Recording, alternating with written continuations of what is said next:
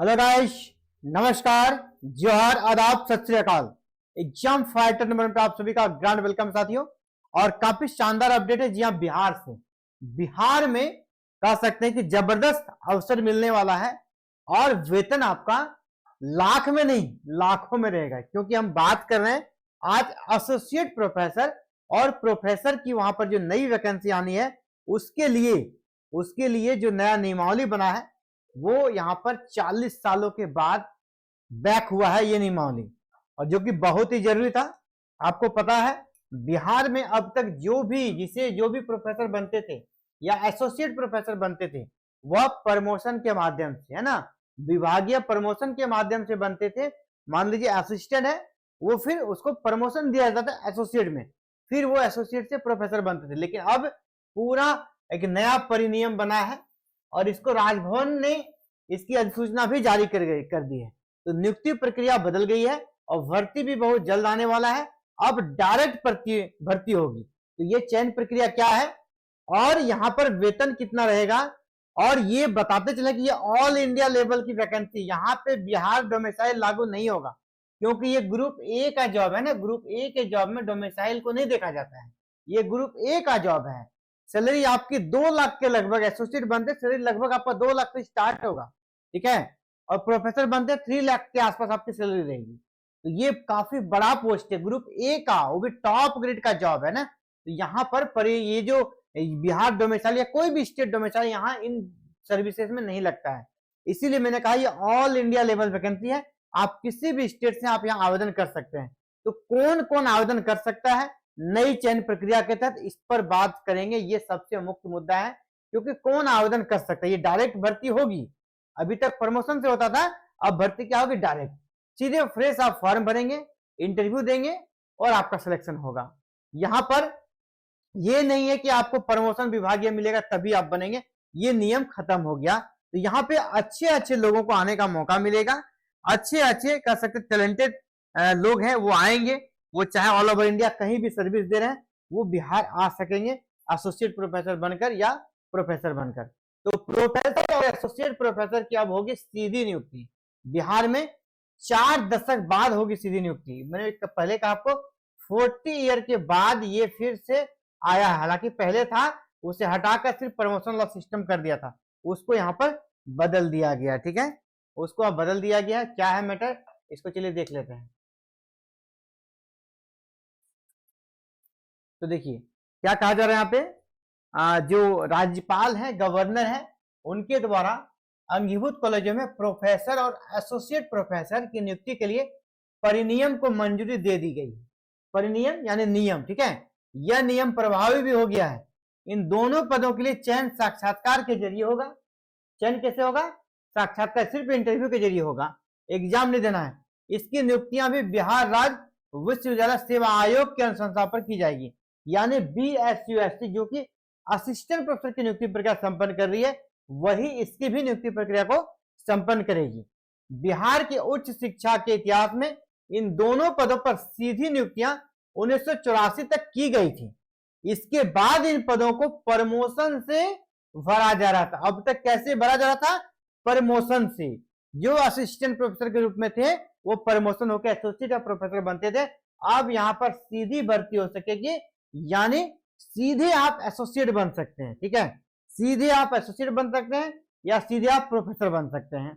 तो अब यहाँ पर क्या क्या नियम है, कौन कौन बन सकता है, इन सभी मैटर्स पे भी बात करेंगे। तो चलिए आप लोग लगातार बने रहें।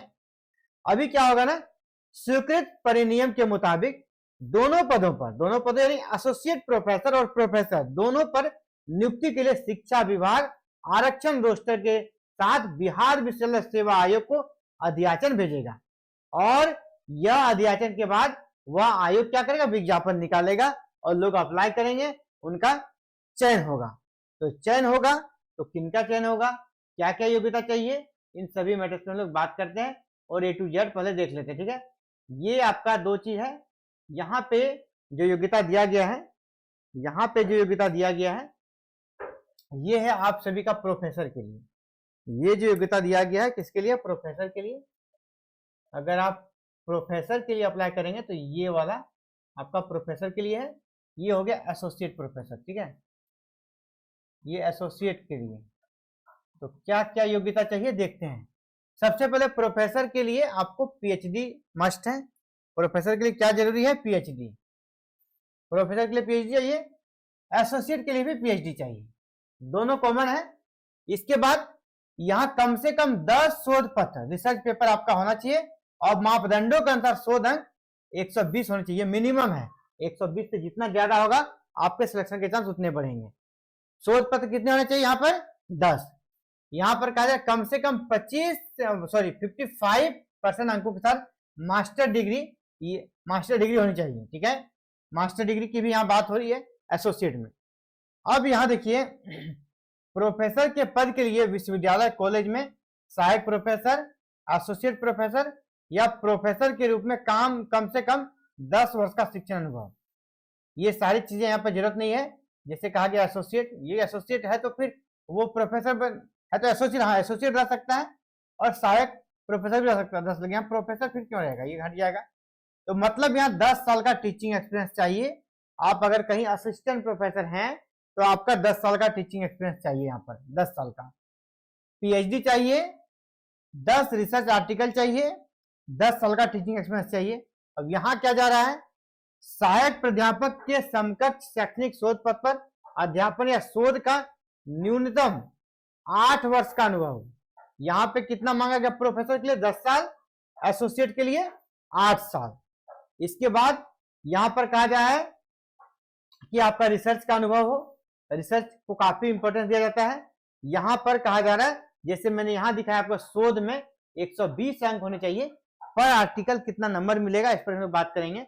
120 अंक मिनिमम होना चाहिए प्रोफेसर के लिए, तो वहीं एसोसिएट के लिए आपके लिए मिनिमम 75 स्कोर आपका होना चाहिए। ये क्राइटेरिया है, ठीक है। 8 वर्षों का शैक्षणिक अनुभव। अब आप सवाल उठाएंगे, सर हम तो कॉन्ट्रैक्ट में है, कहीं पर पढ़ा रहे हैं, तो कॉन्ट्रैक्ट वाले भी यहाँ आवेदन दे सकते हैं एसोसिएट के लिए। जिनका 8 साल हो गया, कॉन्ट्रैक्ट वाले भी सीधे एसोसिएट के लिए आवेदन दे सकते हैं, कोई दिक्कत नहीं है। यानी अगर आप कहीं पर भी आपकी लगातार सेवा 8 साल है, ठीक है। कुछ कुछ कॉन्ट्रैक्ट में क्या होता है ना, उसका थोड़ा डिफरेंस होता है कि वो उनका जो सर्विस है बीच में ब्रेक हो जाता है, 11 मंथ का होता है, उन सभी को मौका नहीं मिलेगा। लेकिन जिनका विदाउट ब्रेक लगातार है 8 साल, वो यहाँ पर एप्लीकेंट हो सकते हैं, ठीक है। पीएचडी करने वाले अभ्यर्थियों का सफल मार्गदर्शन किया हो। आपको पता है जो प्रोफेसर रहते हैं उसके अंदर 6 लोग पीएचडी कर सकते हैं, एक प्रोफेसर के अंदर 6 लोग पीएचडी कर सकते हैं, 6 रिसर्च स्कॉलर को पीएचडी करा सकते हैं। इस प्रकार आपने यहाँ पर पीएचडी करने वाले अभ्यर्थियों का सफल मार्गदर्शन किया हो। यहाँ पे ये डाटा नहीं कितना होना चाहिए, लेकिन आपने पीएचडी कराया हो कुछ लोगों का। रिसर्च के लिए देखिए यहाँ पर क्या दिया गया है, यहाँ एसोसिएट वाला, यहाँ है आपका प्रोफेसर के लिए। तो रिसर्च स्कोर के लिए अधिकतम 80 और साक्षात्कार के लिए 20 अंक है, यहाँ भी वो सेम है। रिसर्च स्कोर जो है ना 400 और अधिक अगर आपका रहेगा, जैसे मिनिमम 120 है, यहाँ मिनिमम कितना है 120। मैंने कहा कि जितना ज्यादा रहेगा उतना आपका चांसेस ज्यादा रहेगा। अगर आपका रिसर्च स्कोर 400 से ज्यादा, आपका पब्लिकेशन बहुत ज्यादा है, तो आपको 80 अंक मिल जाएंगे। जिसका 300 से 400 के बीच है उसको 70 अंक मिलेंगे। जिसका 200 से 300 स्कोर बन रहा है उसको 60 अंक मिलेंगे। और जिसका मात्र न्यूनतम कितना 120 से 200 के बीच में है उसको सिर्फ 50 मिलेंगे। तो यानी ये रिसर्च जो है ना आर्टिकल आपका ज्यादा होना चाहिए, तभी आप देखिए सीधे यहाँ 50 से आप यहाँ 80 पहुंच जाइएगा, यानी 30 आगे बढ़ जाइएगा। तो रिसर्च जिनका ज्यादा अच्छा है उनका सिलेक्शन का चांस ज्यादा है। यहाँ पर भी सेम है, यहाँ पर भी अगर 400 से अधिक आपका रिसर्च स्कोर है 80 दिया जाएगा, 300 से 400 के बीच है 70 दिया जाएगा, 200 से 300 के बीच है तो 60 दिया जाएगा। यहाँ तक सेम है। 120 से आपका 200 तक, यहाँ 50, यहाँ सेम है। आपको पता है कि यहाँ न्यूनतम कितना है 75। अब है कि 75 से जिनका 120 रहेगा उसको सिर्फ 40 दिया जाएगा। तो यहाँ 40 और यहाँ 80, 40 का डिफरेंस सीधे डबल हो जाएगा, ठीक है। तो काफी मायने रखता है। जिनका रिसर्च अच्छा होगा, शोध अच्छा पत्र प्रकाशित होगा, उन्हीं का एपीआई अच्छा बनेगा और उन्हीं का सिलेक्शन होगा। तो ये सिलेक्शन का प्रोसीड्यूर है। यहाँ पे कहा जा रहा है आयोग जो है ना, यानी आयोग कौन सा आयोग? बिहार राज्य विश्वविद्यालय सेवा आयोग। ये क्या करेगा? आरक्षण रोस्टर के अनुसार एक समग्र मेरिट सूची तैयार करेगा। इस समग्र मेरिट सूची से अभ्यर्थियों द्वारा दी गई विश्वविद्यालयों की वरीयता को ध्यान में रखते हुए विश्वविद्यालयवार पैनल बनेगा, जिसे विभाग के माध्यम से विश्वविद्यालय को भेजा जाएगा। मेरिट लिस्ट बनाने की प्रक्रिया भी परिनियम में स्पष्ट की गई है। चयन के लिए मेरिट सूची प्रोफेसर और एसोसिएट के पद के लिए निर्धारित मापदंड के अनुसार तय की जाएगी। विभिन्न प्रक्रिया के लिए अंक भी तय किए गए हैं। तो ये आपका पूरा मामला है। बिहार में असिस्टेंट प्रोफेसर की वैकेंसी तो जो चल ही रही है, अब आप सीधे एसोसिएट और प्रोफेसर बनने का भी वहां सपना देख सकते हैं, और इसके लिए पूरा यहाँ पर नियमावली वगैरह बन के रेडी हो गया है। ठीक है, अब इसका विज्ञापन कब आएगा इसकी बात करते हैं। तो देखिए, विज्ञापन इसका इलेक्शन के पहले भी आ सकता है, और अगर नहीं आया तो फिर विलंब लगेगा। अगर उसको आना है तो इलेक्शन के पहले आ जाए, ये चांसेस बन रहा है, लेकिन अगर नहीं आया तो फिर विलंब होगा। लेकिन बड़ी अच्छी बात है, अगर आपका एक्सपीरियंस वगैरह कहीं है ना, तो आपके लिए सीधे एसोसिएट प्रोफेसर और प्रोफेसर बन सकते हैं, जहां आपको 2 लाख एसोसिएट बनते हैं तो 2 लाख से यहाँ पे आपकी सैलरी स्टार्ट होगी। ठीक है, 2 लाख से आपकी सैलरी स्टार्ट होगी। अगर आप प्रोफेसर में ज्वाइन करते हैं तो 3 लाख के लगभग आपकी सैलरी रहेगी। ठीक है, प्रोफेसर बनते हैं तो 3 लाख के लगभग सैलरी रहेगी। अगर आप कहीं पढ़ा रहे हैं तो आप टीचिंग एक्सपीरियंस अच्छे से बनवाइए।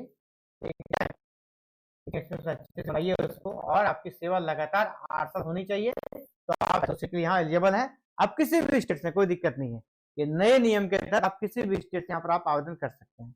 तो चलिए साथियों, ये बड़ी अपडेट थी आप सभी के लिए, जहां पर हम लोग बात करते हैं बिहार में अपकमिंग प्रोफेसर की भर्ती से रिगार्डिंग, और ये एपीआई बेस्ड सिलेक्शन होगा। और उम्मीद करते हैं कि इसको आप अच्छे से समझे होंगे। फिर भी कोई डाउट्स हो तो आप हमें कमेंट कीजिएगा, आपके सारे कमेंट्स का यहाँ पर रिप्लाई दूंगा। और ऐसे ही आगे हायर एजुकेशन से जुड़ी अपडेट को जानने के लिए चैनल को सब्सक्राइब कर लीजिएगा, बेल आइकन को प्रेस करके ऑल बटन पर जरूर क्लिक कीजिएगा, क्योंकि यहाँ इस प्रकार का अपडेट आपको एवरी दिन उपलब्ध कराया जाता है। आप सभी का एग्जाम फाइटर से जुड़ने के लिए बहुत बहुत आभार। जय हिंद, जय भारत, जय बिहार।